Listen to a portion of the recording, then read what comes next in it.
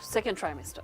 Let's talk about that. Second trimester starts from 13 weeks going all the way to around 28 weeks at second trimester. What happens in the second trimester is we want to monitor the progress of growth of this baby. So first trimester was basically development. Second trimester is everything now is becoming bigger. So in second trimester, when we ask you to come in for a visit, we want to make sure you have done your antenatal profile. What I mean by that is there are a set of lab tests that we do during pregnancy. That includes HIV, syphilis, hepatitis B. We also check your blood group, we check your HP. HP is basically the amount of blood hemoglobin that you have in your system. We check your urinalysis. These tests have to be done in the first visit most of the time, but in case we're getting you at this point in time, then we have to do them at this point in time and see how you are physically, how are you as pertains your well-being, how are you as you're going through this pregnancy. The other thing we do is to put you on supplements. So if you had not seen you in the first trimester, then this is the point at which I want to see which supplements should you be on. Most of the time, we just want to give you supplements to help you in the pregnancy. We want to give you calcium supplements, vitamin D supplements to help you because the baby is growing. The other thing we have to do in the second trimester is an ultrasound. So the ultrasound, we're basically assessing the growth of the baby because there's no other way in which we can know how the baby is developing other than by doing an ultrasound.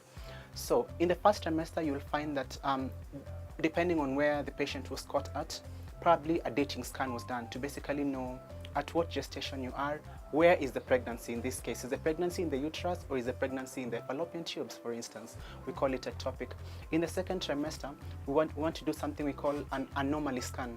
Anomaly scan, to break it down, is basically a scan done to assess rule out any abnormalities in the baby. So we're able to do it at that point in time, and depending on what we see, is it something that is compatible with life, because we share it with the couple or with the mother and tell her, from what we have done, we see this is what the baby has. Baby has these abnormalities, which we think is not compatible with life, or it is compatible with life, but then you have to be aware that at the end of it all, it will give you a very hard time. So you get to choose whether you want to continue with the pregnancy, whether you want the pregnancy terminated if it is not compatible with life. So that's why we do the anomaly scan. And basically it will help us when you're doing the third trimester scans to see how is it that we have come, how far we have come in terms of growth. The other thing that is done in that scan is gender. Lorna, I'm sorry about your experience about gender, but yes, we get to assess the gender at that point in time. It is not 100% guarantee, it's probably 75%.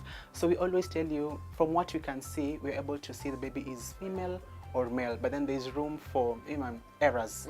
Yes, so that's why we do the scans. The scans, that is at the third trimester. You've spoken about the abnormalities. What kind of abnormalities do you check out for that would inform whether, the parents would want the baby aborted or not? Okay. So the most common abnormalities that we get to assess would be things like Down syndrome. I don't know if you've heard of Down syndrome. Yeah. So Down syndrome can be assessed either by doing an ultrasound or it can be assessed by doing blood tests. So that is a condition that even if the baby is carried to term, the baby will live. Probably with just a few challenges here and there. But then there are some other conditions which are incompatible with life. By that, you have a baby who has like no head, no brain completely, or has one eye literally, or has no limbs. Those ones can live, but then it is something we have to be able to assess at this point in time and advise the mother so that she can make an informed decision. Yes. Talk about the medication that you give throughout. You know, Yes. some people argue that mothers never took the supplements and they give birth to us successfully. Yes. And we are healthy. How important is it to supplement the meals that the pregnant mother takes at this point? Okay. The nutrients, rather. Yeah. Okay, let me not talk about our parents and what they did not take. But I think the fact that we are aware that we need to be on supplements, if you're not on supplement and something happens to your baby, it will always haunt you. That why didn't I take it? I had the privilege, or rather I was exposed to it. So the supplements that we currently, that we advocate for, which we advocate for even preconceptionally, is folic acid. Folic acid is very vital in the development of the brain system together with the spinal cord of the baby.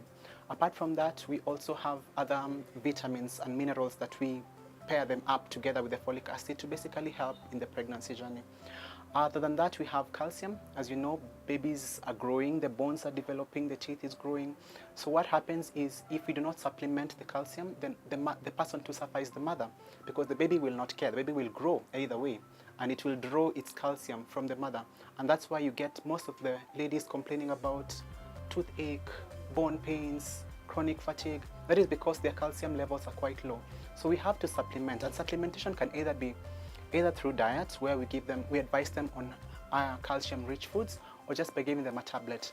Most of the supplements that we have that have calcium are coupled with vitamin D.